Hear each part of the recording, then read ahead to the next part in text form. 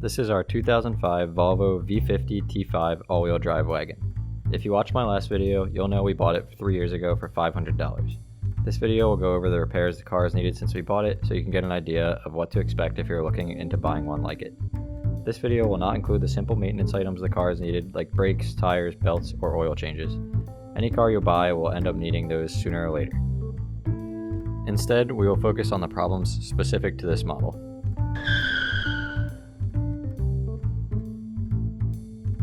Let's start with the headlights.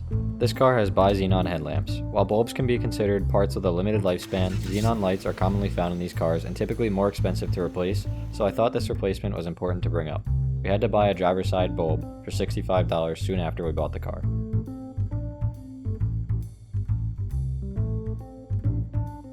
Under the hood, the biggest issue we've encountered with this wagon was at around 140,000 miles. Acceleration was very sluggish and the motor was revving up to unusually high RPMs before the transmission would shift into the next gear. I had the car about 100 miles away from home when it started acting up. Driving very slowly, even for the right lane, the car made it back home in one piece. We figured out the turbo control valve boost solenoid was worn out and we were able to get another one for about $60. The turbo works again exactly as it should and the car accelerates really nicely.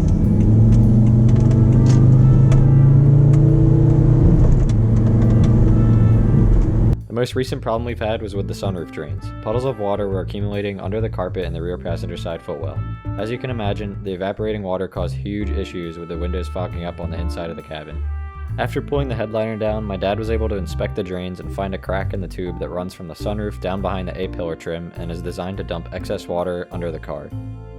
He was able to seal the cracked tube and thankfully we haven't had any problems with it since. A great website to check out is carcomplaints.com, which allows car owners to submit issues they've had with their specific makes and models. My dad and I refer to this site before thinking about buying any used car. As you can see here, for the 05 V50, the most common issues submitted are with the motor. Luckily, we haven't run into issues with stalling, sputtering, or unintended acceleration, but I'll be sure to post a video if we do. Other than the small issues mentioned in this video, our V50 has been the best driving and most reliable used car we've had in a while.